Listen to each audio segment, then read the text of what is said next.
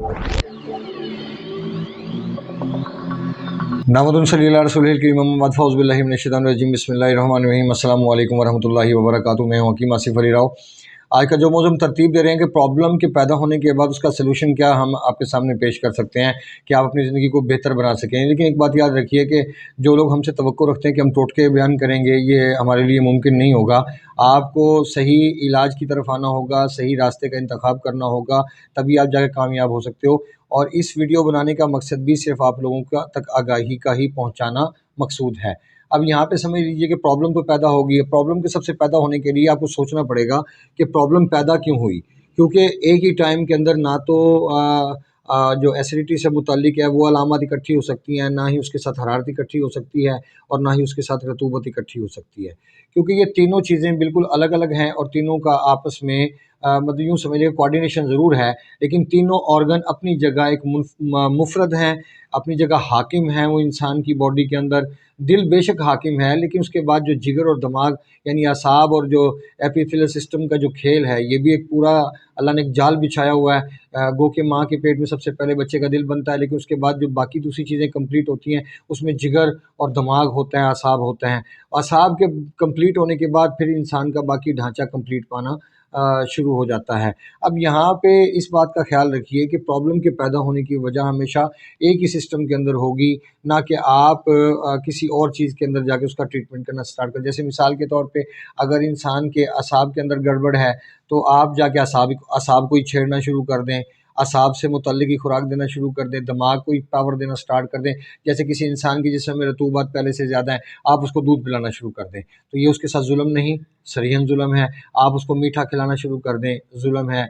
आप उसको बनाना केले का इस्तेमाल करवाएं, जुल्म है। आप उसको सफ़ेद अनार का इस्तेमाल करवाएं, जुल्म है। आप जो भी कद्दू, टिंडे, शलजम इस किस्म की चीज़ों का इस्तेमाल करवाएं, ये एक जुल्म से कम नहीं।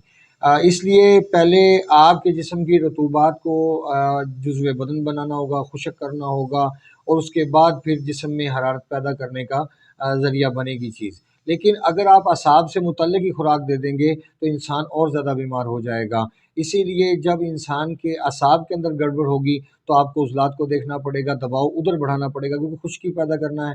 अगर आप डायरेक्ट गर्मी पैदा करने की कोशिश करेंगे तो आप नाकाम हो जाएंगे। नाकाम होने की सबसे बड़ी वजह ये है कि आप एक चीज़ को क्रॉस करके आगे की तरफ आ रहे हैं। जैसे मौसम का एक रबत देख लें, अल्लाह पाक ने एक सिस्टम बनाया हुआ है। अब जैसे मौसम में ठंडक बढ़ती जा रही है, जब ठंडक अपने अरूज पे पहुंचेगी तो ये खुश्की में कन्वर्ट होना स्टार्ट हो जाएगी, और जब खुश्की अपने अरूज को पहुंचेगी तो जिससे से दिन बड़े होते जाएंगे, हरारत बढ़ना स्टार्ट हो जाएगी, सूरज सीधा होना स्टार्ट हो जाएगा, उसकी हिद्दत बढ़ना स्टार्ट हो जाएगी। अब यहाँ पे आप इस बात से अंदाज़ा लगा सकते हैं कि मौसम का चक्र व्यू भी अल्लाह पाक ने एक सिस्टम के तहत बनाया है, वो अपने एक सिस्टम के अंदर काम करता है।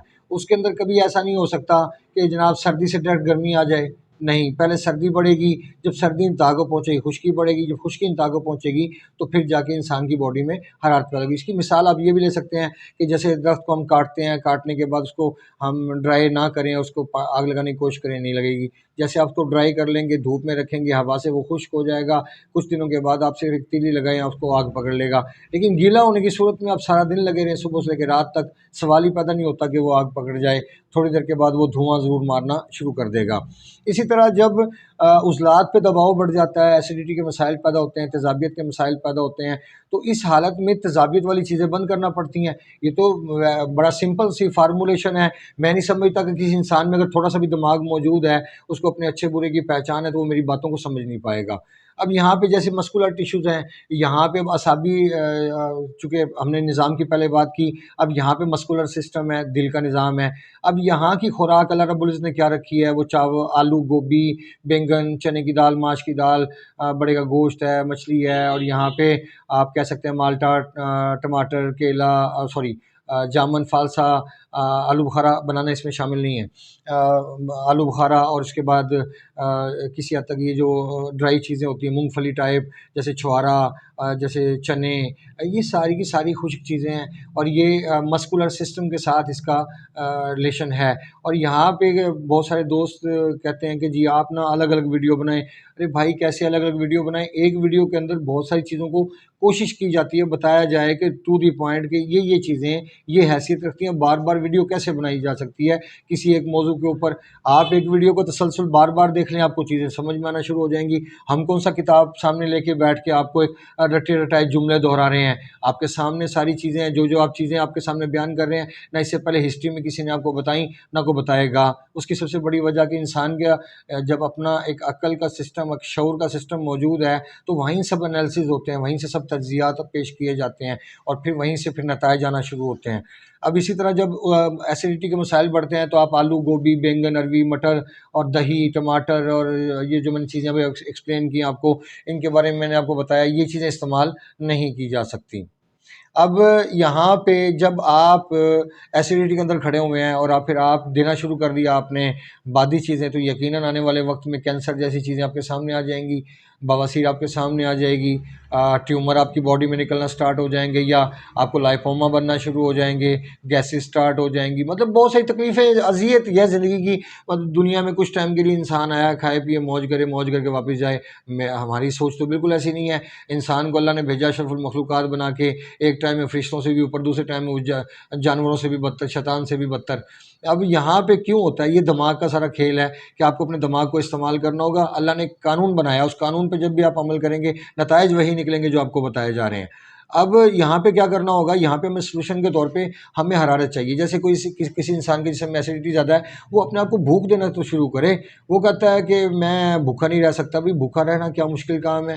ہمارے آقا بھوکے نہیں رہے، کیا ان کو توانائی نہیں ملتی؟ آپ کو ایک اور حیرت انگیز بات بتا دوں کہ معدہ انسان کا جب بھی ورک کرتا ہے، وہ پروٹین پروڈیوس کرتا ہے، تو وہ اس وقت کرتا ہے کہ جب آپ کے جسم میں جو گندے مواد ہیں وہ تلف ہو جائیں، تو خود بخود آپ کا معدہ، اسٹمک آپ کا خالی رہنے کے باوجود پروٹین پروڈیوس کرنا شروع کر دے گا. پروٹین ایک بڑی اہم چیز ہے جس سے بافتیں بنتی ہیں. لیکن آپ یہاں سے یہ سمجھ لیجئے کہ خوراک کے ساتھ بعض لوگ خوراک کھا رہے ہیں اور ان کا پروٹین کم ہوتا جا رہا ہے. روٹی بھی کھا رہا ہے، روٹی میں پروٹین ہے، نہیں پروٹین ان کا جزء بدن بنتا اور بلکہ الٹا نقصان پہنچنا شروع ہو جاتا ہے. تو ایسا کیوں ہوتا ہے؟ ایسا اس لیے ہوتا ہے کہ جو پروٹین ہمیں درکار ہے وہ بعض ٹائم ہم خالی پیٹ رہ کے بھی لے سکتے ہیں، لیکن ہم اس کو بھرے ہوئے پیٹ میں تلاش کرنے کی کوشش کرتے ہیں. بہرکیف اس میں کھجور کا استعمال جب بھی بھوک کی حالت ہو، اسپیشلی صبح اٹھتے ہی کھانا مت کھایا جائے، گرم پانی کا گلاس لے لیا، چسکی لگا کے ختم کیا جائے، اس کے بعد ویٹ کیا جائے بھوک کا.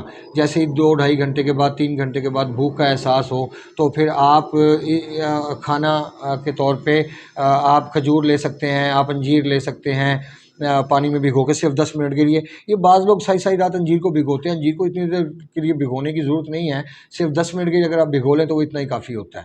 اور ہمارے جو دوست ہوتے ہیں وہ بتاتے ہیں ہمیں کہ آپ کی بتائی ہوئی باتوں پہ عمل کر کے الحمدللہ بہت بہترین نتائج ملے، اور ایک سمجھ میں آیا کہ طب کا جو اصول ہے وہ تو کہیں اور تھا اور لوگوں کو کہیں اور بھٹکایا جا رہا ہے، ان کی سوچ کو کہیں اور منتقل کیا جا رہا ہے. آپ دیکھیں کہیں پہ کوئی پرہیز نہیں بتایا جاتا. پرہیز کے بنا تو علاج ممکن نہیں ہے. جو چیز آپ کو نقصان دے رہی ہے اگر اس کو بند نہ کیا جائے، آپ دنیا جہان کی بہترین چیزیں کھا لیں، آپ کو فائدہ حاصل ہونے والا نہیں، کیونکہ آنے والے وقت میں اس کے نقصانات کا اندازہ آپ کو ہو جائے گا. اب اسی طرح بکرے کا گوشت ہے، اس کی یخنی کا استعمال تیزابیت کی حالت ہو تو ہم صحت کو کیسے واپسی حاصل کر سکتے ہیں، اس کو کسی حد تک اس کو اسٹیبل رکھنے کی کوشش کر سکتے ہیں. اس میں یہ چیزیں ہمارے لیے معاون ثابت ہوتی ہیں. یہ بات یاد رکھ لیجئے گا. اس میں تیلوں کا استعمال بھی کیا جا سکتا ہے، لیکن بات پھر وہی بھوک کی صورت میں، چاہے 4 گھنٹے بعد لگتی ہے، چاہے 5 گھنٹے کے بعد، چاہے 24 گھنٹے کے بعد. اب یہ سارا کھیل بھوک کا ہے. اگر آپ نے بھوک کے بنا کھانا کھایا تو یقیناً جو پازیٹیو بھی چیز کھائیں گے وہ بھی آپ کی ایسیڈیٹی کے اندر شامل ہو جائے گی، وہ بھی تیزابیت بن جائے گی. وہ کبھی بھی آپ کو، جو میرا کہنا اس کا مطلب یہ نہیں ہے کہ میں کہہ رہا ہوں تو آپ کھانا شروع کر دیں. اگر آپ کے جسم میں سسٹم ایک بلاک ہوا پڑا ہے تو اس کو ایکٹیو کیے بنا آپ ان چیزوں پہ بھی عمل نہیں کر سکتے. ان چیزوں کو فائدہ بھی تبھی اٹھائیں گے کہ جب مسکولر سسٹم کا دباؤ کم ہو جائے گا اور ایپیتھیلیل سسٹم ایکٹیو ہو جائے گا. اچھا، اسی طرح پھر آپ آ جائیں غدد کی طرف. آپ کا جو ایپیتھیلیل سسٹم ہے، جگر کا نظام ہے، اگر کسی انسان میں پہلے سے گرمی موجود ہے اس کو گرم چیزیں دینا سٹارٹ کر دیں. What is naan sense? یہ کیا لاجک ہوگی کہ انسان میں پہلے ہی گرمی موجود ہے اور پھر اس کے اوپر آپ اس کو گرم چیزیں بھی استعمال کروانا شروع کر دیں؟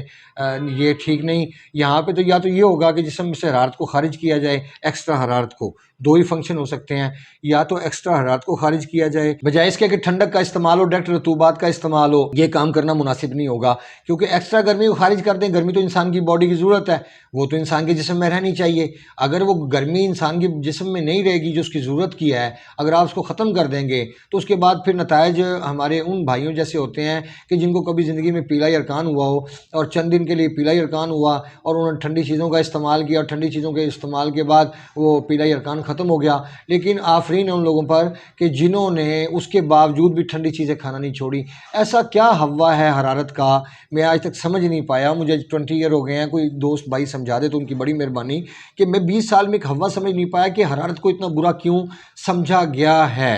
حالانکہ حرارت زندگی ہے اور ٹھنڈک موت ہے. یہ تو سمپل سی ورڈنگ ہے. مطلب آپ دیکھ لیں کہ ایک انسان سردی میں اگر سونا چاہے، اگر اس کے پاس کمبل یا اس کے پاس کوئی ایسے الٹرنیٹ اس کا موجود نہ ہو، رضائی وغیرہ موجود نہ ہو، اس کا باڈی ہیٹ اپ نہ ہو تو اس کو نیند کیسے آئے گی؟ وہ نہیں سو سکتا. یا اس کے پاس اگر آگ نہ جل رہی ہو تو وہ نہیں سو سکتا. اگر منفی پہ درجہ حرارت چلا گیا تو انسان مر جائے گا، آکسیجن لیول ختم ہو جاتا وہاں پہ.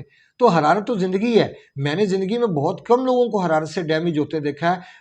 یقین کیجئے کہ خدا را سنبھل جائیے، میں نے دنیا میں زیادہ تر جو لوگوں کو more than 90% وہ ایسیڈیٹی سے تباہ ہوتے دیکھا. اس کے بعد کسی حد تک رطوبت سے تباہ ہوتے دیکھا، کسی حد تک حرارت سے تباہ ہوتے دیکھا.